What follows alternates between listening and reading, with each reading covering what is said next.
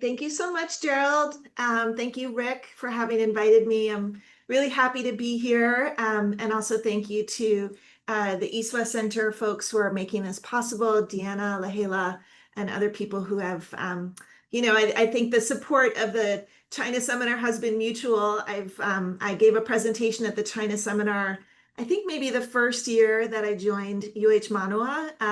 And so I always felt like this group was really supportive of scholarship and certainly our kind of home team in terms of China specialists. And that was just really important for me starting out. So I'm really glad to be part of this today and to share some of the work that I've been doing most recently over the past few years, having to do with women and intellectual life and artistic culture in China.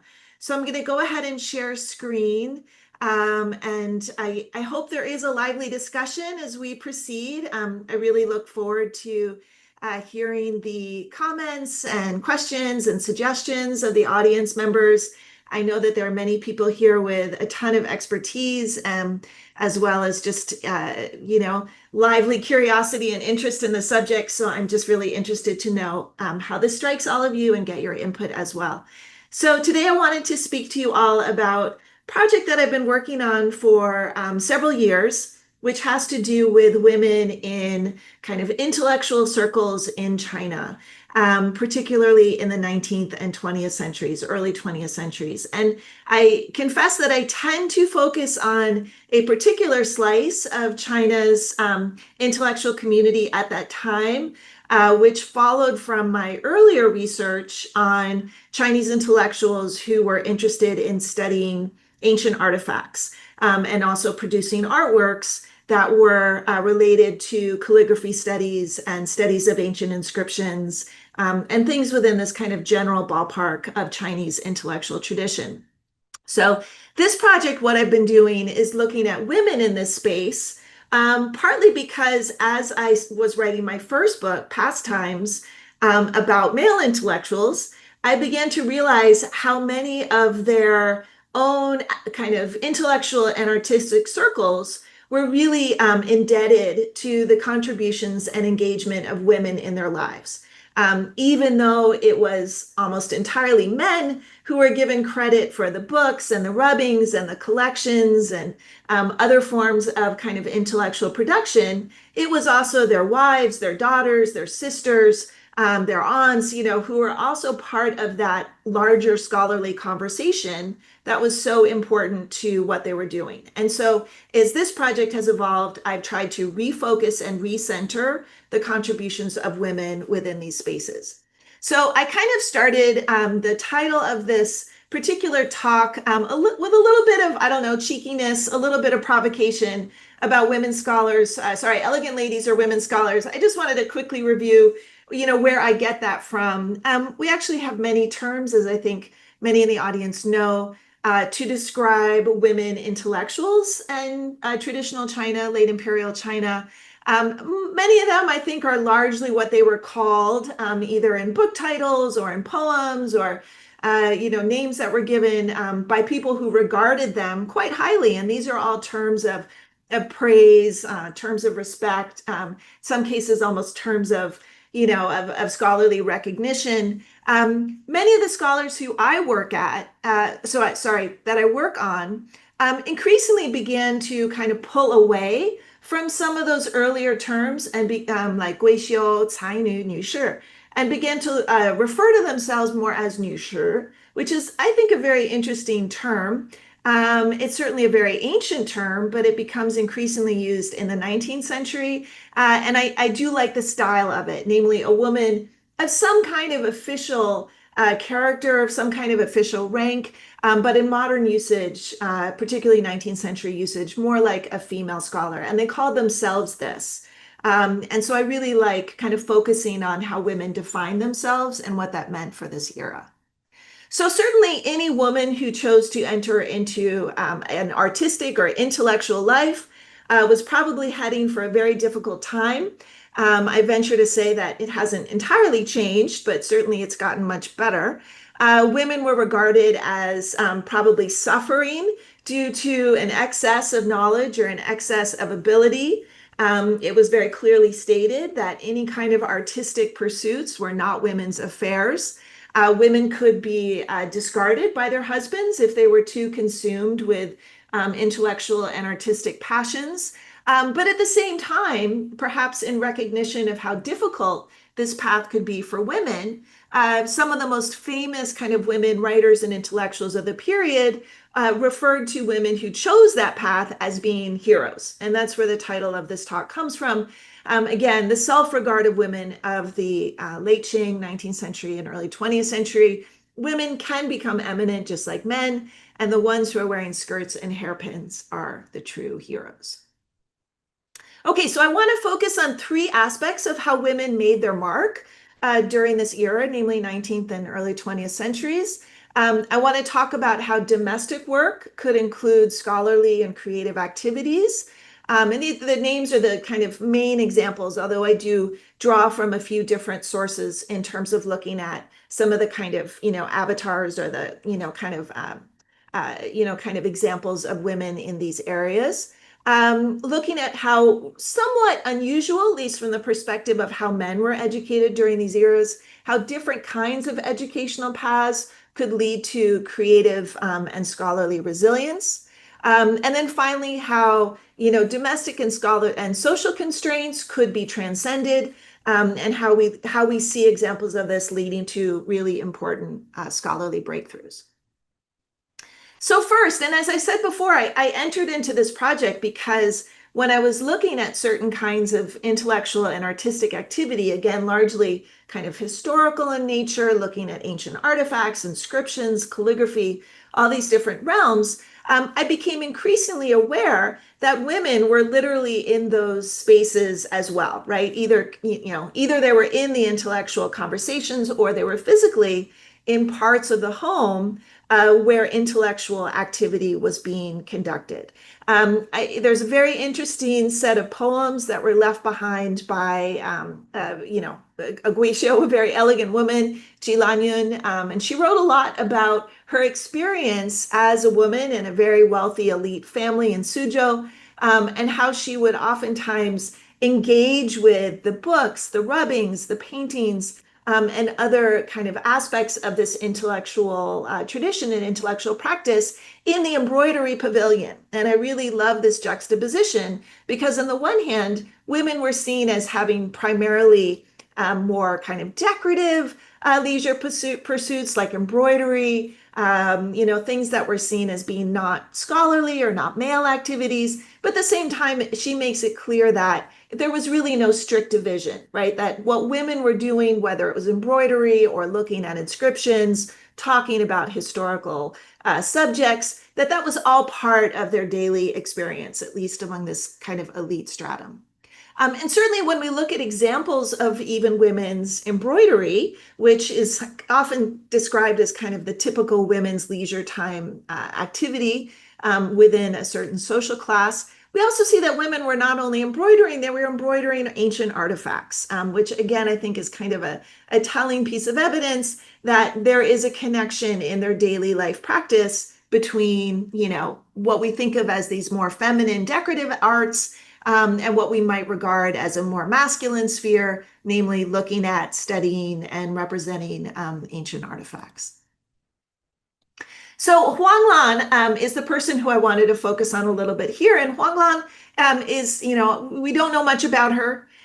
We know her parentage. Most importantly, we know that she was married to Wang Yurong, who is very famous for having, but he's regarded as having discovered the oracle bone inscriptions in the early 20th century.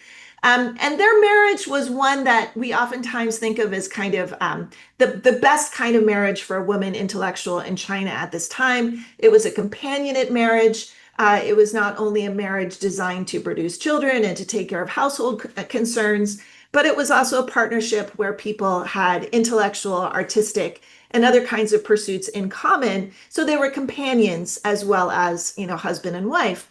And Huanglan and other women, and she's kind of an example of this, really did something very remarkable to intellectual engagement in that period. We know that there was a real boom in the interests of Chinese intellectuals in spiritual life. including Buddhist practice. But at least among the scholars I've looked at, that was kind of held at a distance from other kinds of intellectual engagement, including studying ancient artifacts and looking at historical materials. And what I'm beginning to feel confident in arguing is that it was women like Huanglan who really brought the two together, right? Brought a growing interest in spiritual activities, particularly Buddhism, together with studying ancient artifacts. And she did this again in the domestic space. It was her role as the wife of a very eminent collector and scholar to take care of the collection, to box items, to label them, to display them around the home. And she did that with Buddhist icons as well, including very ancient and rare examples of Buddhist icons, which was quite shocking to people at the time. They would have Buddhist statues in their home, in their quarters, in other words, in their bedroom. And family members were really shocked by this because it was considered to be, not exactly conventional Buddhist practice to have these kinds of items in domestic spaces. And she would laugh at her husband. He spent so much time, studying them and so forth, but she defended their placement and said that this was a very valid way of showing respect and engaging with the Dharma, and in other ways being a good Buddhist. And so it's the influence of Huanglan and women like Huanglan that led their husbands in their publications to begin to include their studies of Buddhist sculptures, of temple steles, other kinds of items in their intellectual production, and to recognize it as an important aspect of scholarly life and historical evidence. Of course, what we see now is you go into a museum like the Honolulu Museum, you see a Chinese guanyin, and you say to yourself, well, of course we have these. They're beautiful, they're historical, they're culturally important. This would not have been the case prior to the early 20th century. And I would contend that it was the role of women in kind of bridging their piety and the scholarly activities they were engaged in that really made this perspective possible.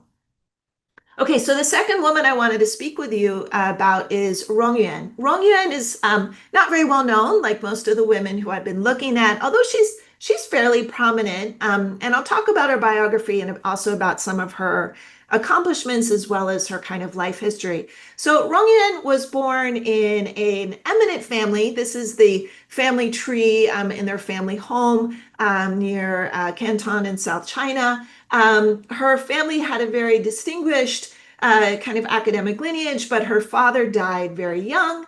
And as a consequence, her mother was deeply impoverished and had to really struggle to raise the four children. So her mother relied a lot on her brother, Deng Arya, who's pictured on the left side of the screen. And Deng Arya kind of brought under his wing two of his nephews, including a very famous Chinese historian and study of artifacts, Rong Geng, and also his younger brother. So the family really benefited from having the support of this uncle who is a very famous scholar, calligrapher, seal engraver, and in other respects, a very prominent intellectual of the era. But unlike her brothers, Rongyuan was never given any other education, right? She was not actually given an opportunity to have formal education until she was in her 20s, which was when a women's college was established in the area for her to attend. So everything that she learned was purely through either the tutelage of her mother, tutelage of other female relatives, or working with her uncle, her maternal uncle, Deng Arya. And this kind of education was very traditional, very, very common for women of this generation and earlier. Most women would have only received an education at home up until the 20th century. And really, they would have been fortunate, whatever they could receive. Basically, they were kind of sitting in on lessons and tutelage that were given to their brothers for the most part. Although, interestingly enough, and this is also the case of Rongyuan, some of their earliest teachers would have been women of the family or the extended social group. So in many cases, even an informal education would have really drawn on a network of female scholars and female intellectuals. Most interestingly, when Rongyuan did kind of emerge as a scholar in her own right, kind of under the shadow, so to speak, of her uncle and her brothers, It was part of a folklore movement, which was very popular in China in the early 1920s. Folklore was a really interesting kind of school of study. It was part of a larger attempt to learn from popular culture, go to the masses, kind of understand China in a, Chinese culture in a much less kind of socially stratified way. And female scholars were really sought out in this movement, in part because they were considered to be the best ambassadors to go to the people who knew the traditional songs, the traditional dances, the traditional customs, namely other women. So male scholars would sometimes feel a little bit inhibited in going and speaking to women on a street about, oh, what song is that you know, or tell me those folk tales, tell me those myths. Unless, of course, there were their relatives, and there were some well-known folklore scholars, male folklore scholars, who essentially just interviewed their mothers and grandmothers in order to get all of the information they wanted to receive. But if they wanted to go outside their immediate network, they needed women. So Rongyan, as a young woman, began working with her brothers and with other scholars who they knew quite well-known scholars, and began working on kind of folk research of various kinds, folk tales, local temples, and so forth. And then in the late 1920s, her brothers had moved to Beijing. Her brother Ronggong was at Yenjing University, and she followed as well. One of the first kind of scholarly activities she participated in when she got to Beijing, to the city, was to go on a kind of anthropological expedition to a temple complex north of the city, and to investigate the kind of folk practices, superstitions, different kinds of events at the temple.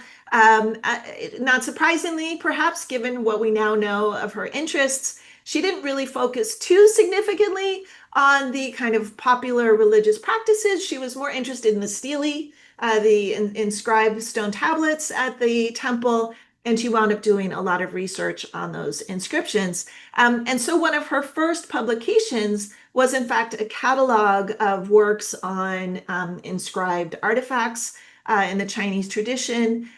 This was a project that she began with her brother, but completed largely by herself. And it became a very important landmark work in understanding Chinese intellectual traditions when it came to studying artifacts, inscriptions, and other kinds of materials. So this was a truly amazing publication that she did as a young woman in her 20s and early 30s. At Yenjing University, she was given a position. No doubt the fact that her brother was also there was quite helpful to her. And she wound up being an editor for the volume on the far left of the screen, the Yenjing Shuibao. And the Yenjing Shuibao was really well known during this era for having a very kind of liberal, a very expansive view of academic life, and also for its reviews of many famous books of the era. Which were very important because books would have been relatively small publication runs. So if you wanted to kind of keep abreast of scholarly activity, book reviews were really a very crucial contribution that a scholar could make at this time. So Rong Yuan became not only the, kind of the editor of this journal, but also began to write some of its most important book reviews. And she was very expansive. She was very inclusive. She reviewed a lot of books that at the time were seen as having a lot of political sensitivities because they were too leftist or in other ways kind of engaged in historical research in a way that was viewed as just, a little bit, too avant-garde for the establishment at the time. And she brought them in and she really showed a lot of interest and respect for their scholarship. So her place within this era as a scholar really became very remarkable in its impact and influence, even though she had very little formal training, no advanced degrees, and had been hired as a relatively administrative person.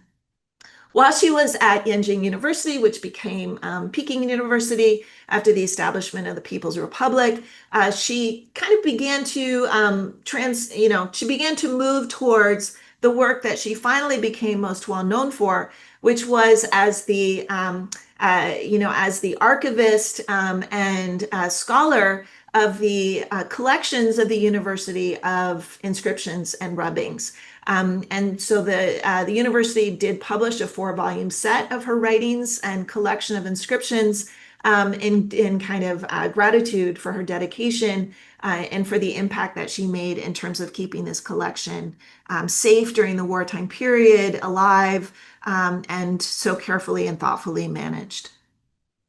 Okay, and now I'm going to just take a couple of minutes to look at our final set of women intellectuals during this period. And this has to do with women who I would argue really kind of transcended a lot of social barriers, even though they might have had more formal education opportunities, which would have been new for women starting in the 20s and 30s in China. And indeed, many parts of the world had virtually no opportunities for formal women's education prior to the 1920s and 1930s, but specifically in the archaeological community. And, interestingly enough, just as when we look at folklore studies, that there were a lot of women involved with folklore studies because they had access to, informants who people wanted to talk to. Women increasingly were important in archaeological circles as well. So in my first book, I kind of ended the book with talking about the Anyang excavations. Anyang was probably one of the most exciting and important scholarly endeavors of the 1930s and, starting in 1928 and leading until the 1930s. This was the scientific excavation of Anyang or Insu, which was the site of the Shang dynasty capital. The oracle bone inscriptions, which I mentioned earlier on, were Shang dynasty ritual implements, and this was the discovery of the ancient imperial city, partly by identifying the source of where oracle bones and other kinds of artifacts were being pilfered by local communities. The kind of, actually starting scientific excavation in this area was really incredible.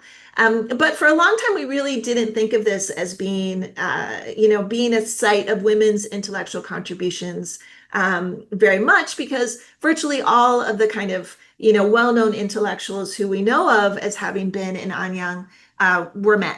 On the other hand, as I've been talking about, I've been trying to kind of break through that limited perspective and say to myself, well, if a guy was there, chances are his wife was there too. And probably helping in whatever capacity she could. So for example, the image on the right is Liang Sicheng. Liang Sicheng is the son of Liang Qichao, one of the most well-known early 20th century intellectuals. And his wife did an enormous amount of help. In fact, I think it's probably fair to say that most of his publications were in fact joint publications between the two of them. And when he was at Anyang, she was there too. She was pregnant, which I'm sure made it really difficult for her to be in a kind of rural setting during that time. But I think it would be only fair to really recognize again that a lot of the men who were involved in these activities were not working alone, so to speak. They had their intellectual companions were also very much involved. And then more recently, the Academia Sinica in Taiwan realized from looking carefully at some of the photos of the archaeological teams that the kind of men-only, team that we had perhaps come to assume is not that. So you look at this picture on the left of the 1932 team, and your eyes might just kind of blow over them, and then you realize, wait, there's a woman in the middle of the team. Her name is Zhou Yingxue. And if you look at that photo, she's literally in the center. The two main archaeologists of the dig, Li Ji and Dong Zobin, are seated at her feet. On the left is another photograph of her near the site of the excavations, dressed in the very kind of typical outfit of a young female undergraduate in the early 1930s. Zhou Yingxue left the field of archaeology just a year or two after she participated in the Anyang excavations, but the season where she was one of the team members was one of the most momentous of the early Anyang expeditions. I don't know to what extent we can credit her individually, but certainly that was a very successful season where they discovered some of the most important new areas and new very, very early artifacts were excavated. So then staying in Anyang, I want to just introduce the last women intellectual of my talk today, who's Zheng Zhensheng. And Zheng Zhensheng, I actually became aware of because it was suggested to me that I take a look at her and her activities. And of course, once I began looking at her, I was just blown away by how fascinating her life was and how much she had contributed to archaeology. So Zheng Zhensheng was of a much younger generation than the other women I've looked at. She was, in fact, a student at Beida when Rong Yuan would have been kind of wrapping up her career at the same institution. I don't know that they ever crossed paths, but it might be kind of nice to think that they did. In the early 1950s, several universities began new archaeological programs with the idea of bringing students in, giving them training, and then sending them to archaeological sites in order to become part of, both seasonal teams and kind of semi-residential teams. So after she finished her education, Zheng Zhensheng actually met her husband at the Anyang excavations. They got married, started a family together, and then they would take turns going back and forth between Beijing and Anyang. And this was incredibly stressful for her and for her family because she could not bring her daughter to Anyang with her, but had to leave her child behind in Beijing to be taken care of by her dad and by hopefully other family members as well. And she describes this as such a difficult time in her life. Her daughter was old enough to realize that mom was going off again for another 6 months or more. And it was very stressful. And in some cases, her daughter would hide the train ticket to kind of make sure that her mother had no way of leaving again to go back to the archaeological site. So she really perceived it as being an enormous sacrifice for herself and her family that she would continue to go to Anyang.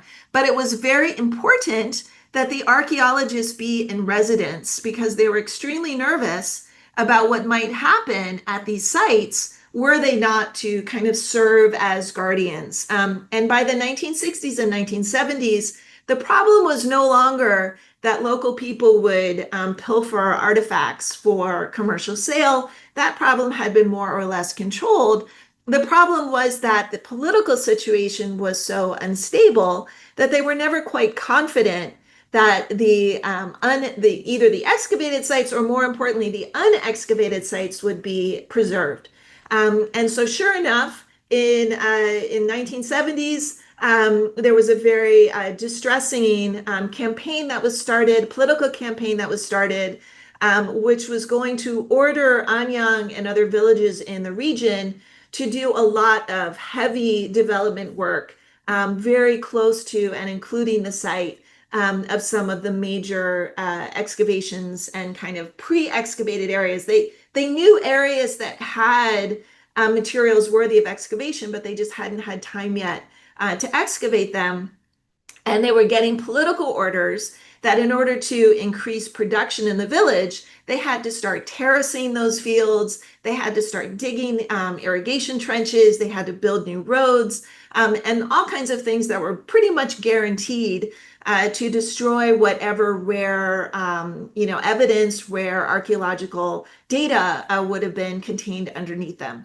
So Zheng Zhensheng did something very brave. When the village was in receipt of these orders to start, terracing and digging and doing all of this kind of infrastructure development, she went to the head of the village and she said, I want you not to do this. She said, I know that these areas are have a lot of important things. She didn't know what they were, but she knew it was important, and she was willing to risk her own safety in order to advocate for the preservation of these archaeological areas. So the village head, who clearly knew her and trusted her and believed her, gave permission for a digging crew to be sent out because her guess was that if they found enough evidence that unexcavated areas were also worthy of preservation, that they would be able to argue against implementing these development orders right away and thereby save the archaeological sites from development. And sure enough, it worked. So what they discovered was the tomb of Fu Hao, and Fu Hao is a Shang Dynasty empress.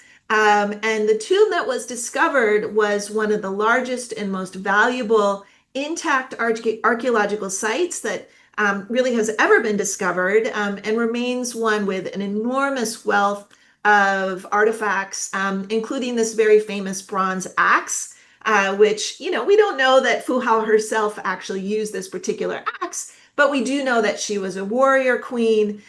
She was beloved by her husband. She tragically died in a hunting accident, but nonetheless, her husband continued to kind of, show great affection for her and inquire after her comfort in the afterworld when he, did various ritual sacrifices, and which were kept on oracle bone inscriptions, and in other ways really showed his regard for her, and mourning her loss.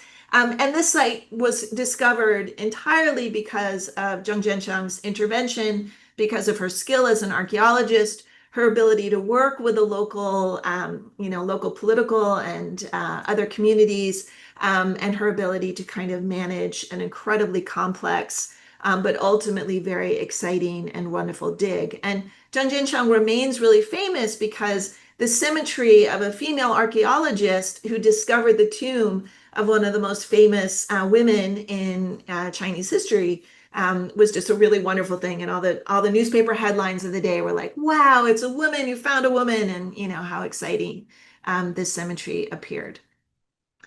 This is another picture of Zhou Yingshui, with, I guess, maybe it's a little bit of a morbid image, but nonetheless, I think it kind of, expresses her interest at the time. And just to review, I think it's fairly, in some ways, we can see this in our own lives today, right? That, the dividing line between the domestic and the kind of outward facing activities, happily, is not always a strict one, right? That one can be an artist or an intellectual within a kind of family context or domestic context.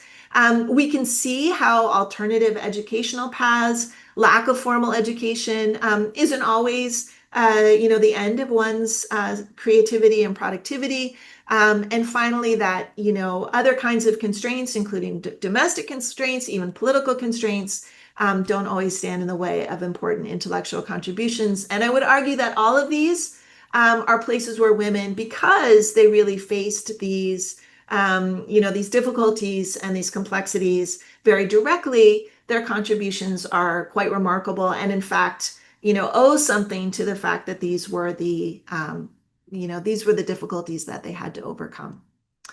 Thank you very much for your time, and I'm going to stop sharing, and hopefully get some great questions. So thank you all again.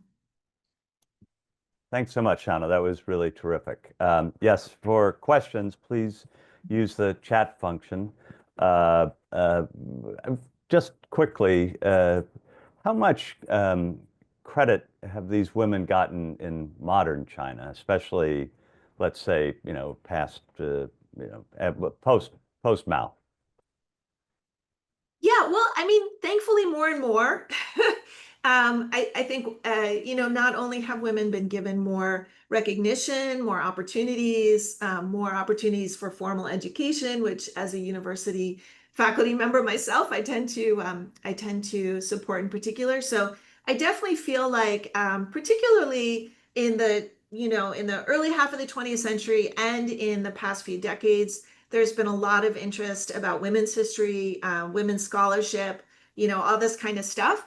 At the same time, I think there's a ton more work that remains to be done. So it's a field that both gets a lot of support and also can deserve a lot more support. Well, I will say, one thing that I feel like happens, is that when we learn of women intellectuals, sometimes we tend to view them as being, outliers, which, is true to some extent. But what I guess one of my goals, which, let me know how I'm doing, is to start to build more of a genealogy of women's intellectuals. So, we recognize their contributions, but we don't assume that they're sui generis, right? Like we start to look for, we start to be inspired to look for more rather than finding the one and then, oh, great, we found the one, so, Mhm. so I hope my work is trying to kind of, create that timeline where we can see women, across a pretty large swath of time.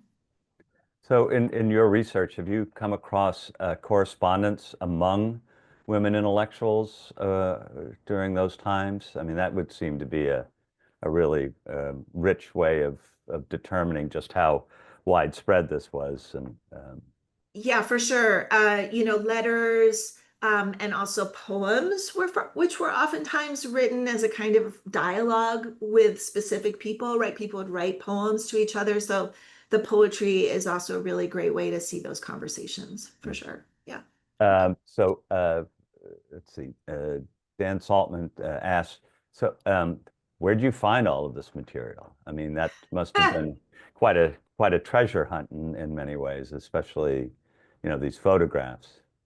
Yeah, for sure. And I think that's one of the reasons why this project has been growing incrementally over time. Certainly the path that I took where I was looking at these male intellectuals and then realizing that, wow, we know so much about their wives or their daughters and the contributions that that could bring. So it has been a bit of a treasure hunt in terms of looking for women. And then, once you find them, it becomes easier to kind of look at those social connections as well. Virtually all the women who I look at, their moms were really interesting people too, or their Mhm. aunts, so you build out the family trees and realize that again, nobody was acting in isolation and they all drew upon a lot of support from their social and family networks. Bill Armbruster asks if this sort of spread from purely intellectual interest to more political. So how many women were involved in, say, the May 4th movement, or in that more political sphere? Yeah, so I guess, a lot. I think, particularly when we look at, eras like the May 4th movement, that was a time when women were particularly active and particularly strong. Certainly things like, women's formal education, that was done through the lobbying of women themselves, in many cases, older women who might not be able to benefit directly from having formal education, but we're willing to, kind of do the work to get it organized anyway. Rong the woman I talked about who got started in folklore studies and then Hmm. became so actually as a teenager, having never received formal education herself, and this was during the May 4th movement, she and her sister started a school for younger girls. And very entrepreneurial spirit. I mean, it's kind of amazing to think about, two girls in their teens and early 20s just deciding to start a school in their village for other girls. So there's a lot of there's a lot of activity, and oftentimes, really by women themselves trying to give more opportunities for other women, particularly women who, socially, economically were much more disadvantaged. Uh, Lisa Rosenlee asked if you could talk a little bit more about the term Shanyuan, worthy beauty, lady. What's the context of that? Yeah, well, all these terms are really interesting, right? Because, how women are described, whether or not they're described by others or described by, themselves, I think is really interesting. I mentioned like gui show, right? Kind of this kind of elegant lady descriptor. Another term that's used, which I think is really interesting, is sainu. Sainu literally means talented woman. And it was used as the title of a very famous book about the talented women of the Zhang family by Susan Mann. So these are all complementary. But at the same time, there's a little bit of like, oh, aren't they so clever, right? Sometimes Mhm. there's a little bit of of a kind of marginalization of what women are doing in this respect. So it's important to note that within the Chinese scholarly tradition, there is essentially always a place for women scholars. There's always a place for women artists, for women poets. But at the same time, sometimes it's a marginal place, or it's a place where it's perceived as being not quite befitting a woman of a certain social status. So, there's a little bit of a kind of back and forth.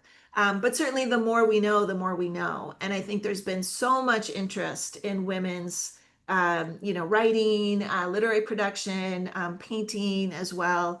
I've looked at women painters in particular because in many cases they supported themselves with their painting, which is a really interesting kind of historical issue as well. Um, it, it, I don't, this isn't really your field, but it seems that most, this is from, sorry, and Sylvester. It seems that many women characters in modern Chinese dramas are not powerful or empowered. They're more weak or weak. Um, is is that something that just is, you know, very hard to overcome? It just it's part and parcel of the old folklores of the histories, or eh, Yeah, I mean, I think that's a really interesting question, right? And I think it also speaks to some of these, how complicated the story can be, right? On the one hand, for sure, traditional China, like I said, we've been talking about the kind of formal educational opportunities for women were virtually non-existent. However, informal educational opportunities could be quite robust, right? And women were often very highly valued if they were well educated because they could teach their children, they could work as tutors for other families, and we know that many famous scholars were in fact their first teachers were women, right? Either their mothers or their aunts or friends of their mothers, right? So yeah, so it's a very complex picture. And I certainly think that one of the most important kind of historical themes of 19th and 20th century China has always been trying to, on the one hand, trying to give more political, social, educational rights to women, and then on the other hand, to give more recognition of women's contributions, throughout history in China. So, and I think those have both been successful trends to some extent, but I also think it's always kind of fragile ground is gained, right? And, for every movement, sometimes there's the counter movement. And so I think that's also something in modern China that's been an issue as well. But well, uh, I'm interested in which painters, women painters, you've been studying. And have you found extant works, or is this primarily biographical material, or both? Yeah, so speaking of the Honolulu Museum, so long time ago, there was an exhibit that was a collection of Chinese paintings, a private collection. And there was a female painter named Xia Lingyi who I was like, wow, we have three of her paintings in this exhibit in this collection. And I started researching her in particular. She's a Suzhou painter, known to specialize in bamboo. And the reason why I got so excited about her in part, even though we don't, at the time, I didn't have access to a lot of her paintings, but there are some online poetry collections, Chinese women's poetry collections, and a lot of other women wrote poems about this particular painter. So I had both in that case. I had the paintings themselves, I had all three. I had biographical information about her, and then I also had the poetry that was written by other women to kind of praise her and talk about her poems and so forth. So she's the person who I've focused on the most myself in terms of my research. But thankfully, again, there's been a lot of work about women, painting, also even, decorative arts like embroidery in the past decade or two. So I'm more than happy to suggest some titles that might be interesting for anyone who wants to look at women painters in China. But, definitely I'm part of a very robust community of people looking at Chinese women artists. Lisa Rosenly has a follow-up on the terminology. When did the term Nusher become more prevalent? And was there some particular reason why it became the more why they referred to themselves this way? Yeah, I mean, I guess I'm still trying to figure that out. It's a pretty strong claim that I'm making, to be honest, to say that it's becoming more prevalent.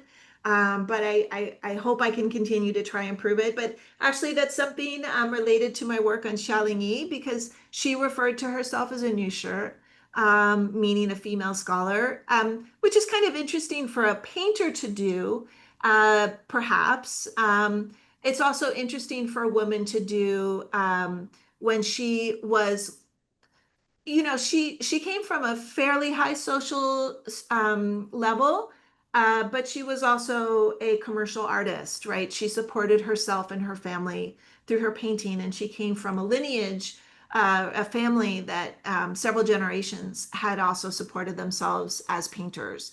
So giving herself this, she had a number of different titles that she gave herself, of different studio names that she gave herself. Hmm. So yeah, so this is, I think, an ongoing question about, again, looking at kind of the vocabulary of self-representation, and trying to think about how women are opting to describe their own work and kind of, make space within these communities to feel more visible, or to feel more respected, or to feel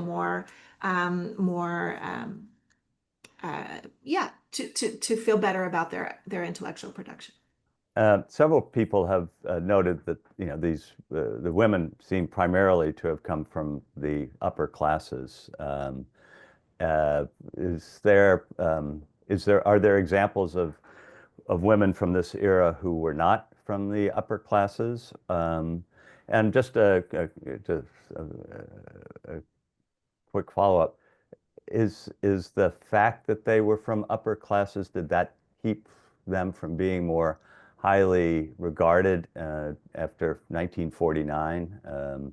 Since this was, the class was everything at that point.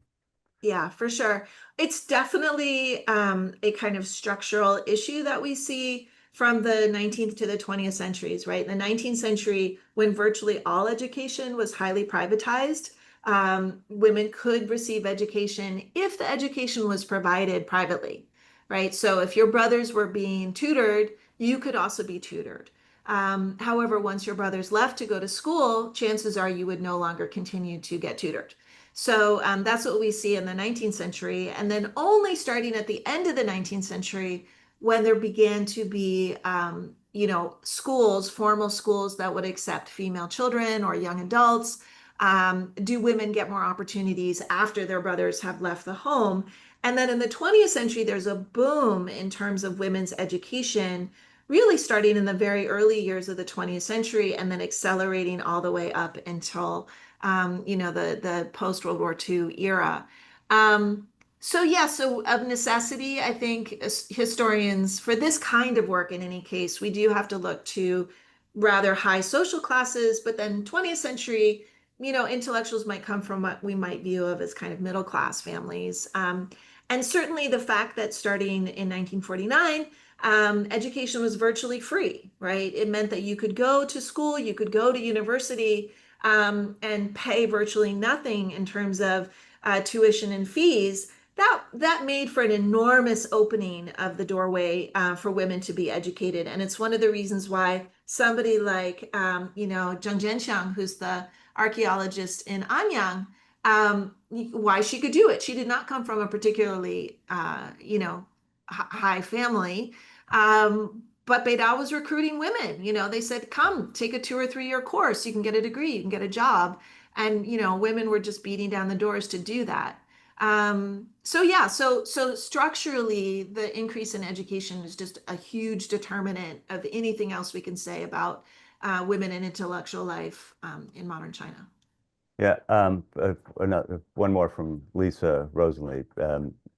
You say learned women see themselves in a state of suffering, even though they did come from an upper class. So what was the source? What were the sources of their state of suffering? Well, I think the kind of academic or intellectual activities that they were doing were were sometimes viewed with mixed, wasn't always considered to be positive, right? A woman would have primarily had domestic duties. Even if you were a very wealthy woman, you still would have been expected to take care of your parents-in-law, your husband, your children, and if you were doing anything creative, then, to do something that was not perceived as kind of traditionally feminine, might have also been seen as somewhat transgressive. We know of a lot of very accomplished female writers who either burned their own writings or whose writings were burned after their death by their husbands or their children, their sons. And this was done, I think, to some extent as a mark of respect, that it was kind of like, well, we don't want, her writing to to kind of survive her, that it was hers and it was very personal and very private, and it kind of, ends with her. So I think that's something that a lot of women really faced, is that even if they were allowed the time and the space to do things, it was considered to be just their own private personal concerns, and not really something that would ever see an audience unless you were to, mail a poem to a sister or something. And that would have caused a lot of pain for a lot of people, right? That something they really felt, that they were able to do to a very high level, was also something that they had to hide, or something they had to, to kind of, be criticized about, right?